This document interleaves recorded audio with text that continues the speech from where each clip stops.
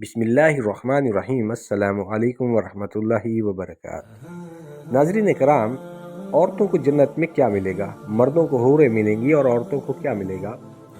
ناظرین کرام، اگر آپ نے ہمارا چینل سبسکرائب نہیں کیا تو برائے مہربانی ہمارے چینل کو سبسکرائب کر لیں۔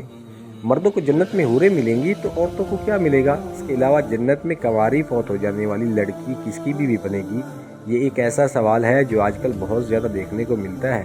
خواتین ہی نہیں، ہمارے اکثر بھائی بھی یہ سوال کرتے نظر آتے ہیں۔ انہی سوالوں کا جواب ہم آپ کو بتانے جا رہے ہیں۔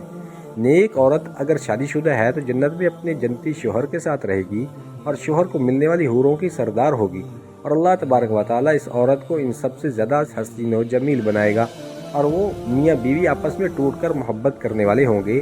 اور اگر دنیا میں عورت کے متعدد شوہر ہوں، یعنی عورت نے اپنے شوہر کے انتقال یا اس کے طلاق دینے کے بعد دوسری شادی کر لی، یعنی اس عورت نے 2 یا اس سے زیادہ شادیاں کی ہوں، تو وہ جنت میں اپنے کس شوہر کے ساتھ رہے گی؟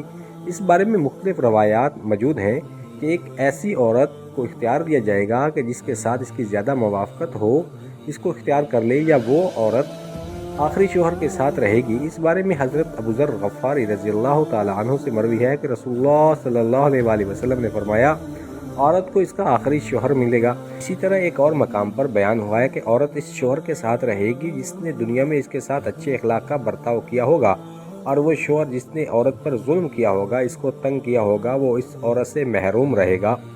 حضرت ام سلمہ رضی اللہ تعالی عنہا کی ایک روایت ہے کہ انہوں نے آپ صلی اللہ علیہ وآلہ وسلم سے پوچھا، کسی کے 2 شوہر ہوں تو جنت میں کس کے ساتھ رہے گی؟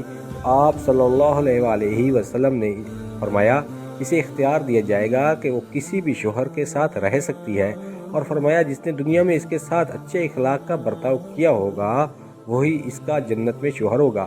اے ام سلمہ رضی اللہ تعالی عنہ، اچھے اخلاق والی دنیا اور آخرت کی بھلائی لے گی۔ اور اگر عورت کنواری ہو، یعنی اس کی شادی سے پہلے انتقال ہو گیا ہو، یہ شادی شدہ ہو تو لیکن اس کا شوہر جنتی نہ ہو، جنت میں جس مرد کو بھی وہ پسند کرے گی اس کے ساتھ اس کا نکاح ہو جائے گا۔ اور اگر موجودہ لوگوں میں کسی کو پسند نہ کرے تو اللہ تبارک و تعالیٰ اس کے لیے ایک مرد پیدا کریں گے، اور جس کے ساتھ وہ زندگی بسر کرے گی، اور وہ اس کو پسند کرنے والا ہوگا۔ اور اللہ تعالیٰ سے دعا ہے کہ اللہ تعالیٰ ہمیں جنت الفردوس میں اعلیٰ مقام عطا فرمائے۔ آمین ثم آمین۔